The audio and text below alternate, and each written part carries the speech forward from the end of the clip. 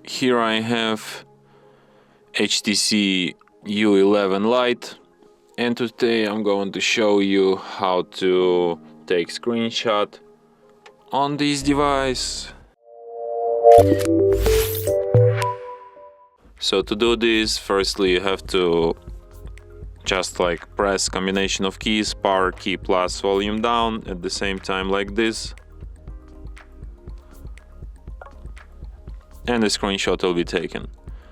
So let me show you once again. Power key, volume down, and let's get it. So when you're done taking screenshots, you can find them in Photos, in the special screenshots section. And here they are. From here you can share, edit, search with lens, or delete your screenshots, or perform other actions from this list. And that's it. Thanks for watching. If you find this tutorial useful, don't forget to hit that like button and subscribe to our channel.